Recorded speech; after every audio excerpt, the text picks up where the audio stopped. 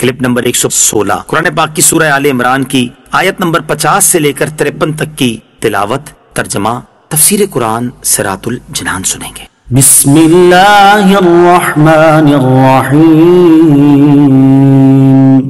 ترجمہ، اللہ کے نام سے شروع جو نہایت مہربان رحمت والا ہے۔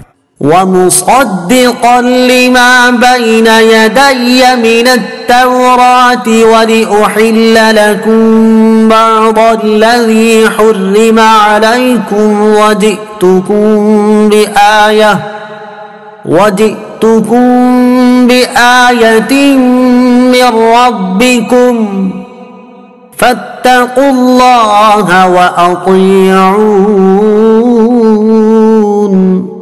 ترجمہ، اور مجھ سے پہلے جو توریت کتاب ہے اس کی تصدیق کرنے والا بن کر آیا ہوں، اور اس لیے کہ تمہارے لیے کچھ وہ چیزیں حلال کر دوں جو تم پر حرام کی گئی تھی، اور میں تمہارے پاس تمہارے رب کی طرف سے نشانی لے کر آیا ہوں، تو اللہ سے ڈرو اور میری اطاعت کرو۔ وَمُصَدِّقًا، اور تصدیق کرنے والا۔ حضرت عیسیٰ علیہ السلام توریت کی کتاب اللہ اور حق ہونے کی تصدیق کے لیے بھی تشریف لائے تھے، اور اس کے بعض احکام کو منسوخ فرمانے بھی۔ چنانچہ بعض وہ چیزیں جو شریعت موسیٰ علیہ السلام میں حرام تھی، جیسے اونٹ کا گوشت اور کچھ پرندے، تو آپ علیہ السلام نے انہیں حلال فرما دیا۔ آیت سے معلوم ہوا کہ انبیاء کرام علیہ السلام اذن خداوندی سے حلال و حرام فرمانے کے مختار ہیں، کیونکہ آپ علیہ السلام نے فرمایا کہ میں حلال کرتا ہوں۔ حلال و حرام کرنے کی نسبت انبیاء کرام علیہ السلام کی طرف اور بھی کئی جگہوں پر کی گئی ہے۔ چنانچہ نبی کریم علیہ السلام کے بارے میں سورہ اعراف آیت نمبر 157 میں یہی نسبت موجود ہے۔ اس کی مزید تفصیل جاننے کے لیے فتاوی رضویہ کی 30ویں جلد میں موجود اعلیٰ حضرت امام احمد رضا خان علیہ رحمت الرحمان کی کتاب الامن والعلا کا مطالعہ فرمائیں۔ ان اللہ ربی وربکم فاعبدوہ ھذا صراط مستقیم۔ ترجمہ، بے شک اللہ میرا اور تمہارا سب کا رب ہے، تو اسی کی عبادت کرو، یہی سیدھا راستہ ہے۔ ان اللہ ربی وربکم، بے شک اللہ میرا اور تمہارا سب کا رب ہے۔ حضرت عیسیٰ علیہ السلام کا یہ فرمانا اپنی عبدیت یعنی بندہ ہونے کا اقرار اور اپنی ربوبیت یعنی رب ہونے کا انکار ہے۔ اس میں عیسائیوں کا رد ہے۔ گویا فرمایا کہ میں اتنی قدرتوں اور علم کے باوجود بھی خدا نہیں بلکہ خدا کا بندہ ہوں۔ اس سے معلوم ہوا کہ انبیاء و اولیاء کے معجزات یا کرامات ماننا شرک نہیں، اور اس سے یہ لازم نہیں آتا کہ ہم نے انہیں رب مان لیا۔ اس سے مسلمانوں کو مشرک کہنے والوں کو عبرت پکڑنی چاہیے۔ فلما احس عیسیٰ منہم الکفر قال من انصاری الی اللہ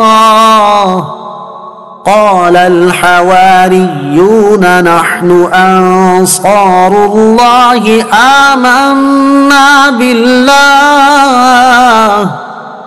واشہد بأننا مسلمون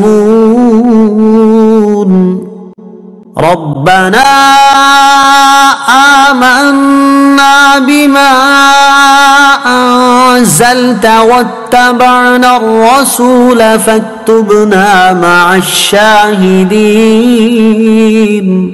ترجمہ، پھر جب عیسیٰ نے ان بنی اسرائیل سے کفر پایا تو فرمایا اللہ کی طرف سے ہو کر کون میرا مددگار ہوتا ہے؟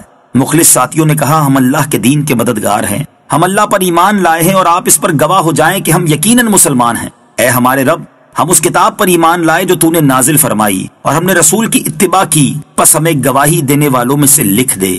فلما احس عیسیٰ منہم الکفر، پھر جب عیسیٰ نے ان سے کفر پایا، یعنی جب حضرت عیسیٰ علیہ السلام نے دیکھا کہ یہودی اپنے کفر پر قائم ہیں اور آپ علیہ السلام کے قتل کا ارادہ رکھتے ہیں، اور اتنی روشن آیات اور معجزات سے بھی ان پر کوئی اثر نہیں ہوا، اور اس کا سبب یہ تھا کہ انہوں نے پہچان لیا تھا کہ آپ علیہ السلام ہی وہ مسیح ہیں جن کی توریت میں بشارت دی گئی ہے، اور آپ علیہ السلام ان کے دین کو منسوخ کریں گے۔ تو جب حضرت عیسیٰ علیہ السلام نے دعوت کا اظہار فرمایا تو یہ ان پر بہت شاق گزرا، اور وہ آپ علیہ السلام کے ایذا اور قتل کے درپے ہوئے، اور انہوں نے آپ علیہ السلام کے ساتھ کفر کیا۔ آپ علیہ السلام نے اس وقت فرمایا کہ کون ہے جو اللہ عز و جل کی طرف ہو کر میرا مددگار بنے؟ اس پر حواریوں نے آپ کی مدد کا وعدہ کیا۔ حواری وہ مخلصین ہیں جو حضرت عیسیٰ علیہ السلام کے دین کے مددگار تھے اور آپ پر اول ایمان لائے۔ یہ 12 اشخاص تھے۔ اس سے معلوم ہوا کہ بوقت مصیبت اللہ عز و جل کے بندوں سے مدد مانگنا سنت پیغمبر ہے۔ حواریوں نے کہا ہم ایمان لائے، اور پھر کہا آپ علیہ الصلوۃ والسلام ہمارے مسلمان ہونے پر گواہ بن جائیں۔ اس سے معلوم ہوا کہ ایمان و اسلام ایک ہی ہیں، اور یہ بھی معلوم ہوتا ہے کہ پہلے انبیاء علیہ الصلوۃ والسلام کا دین اسلام تھا، یہودیت و نصرانیت نہیں۔ اسی لیے ایمان لانے والوں نے اپنے آپ کو مسلمان کہا، عیسائی نہیں۔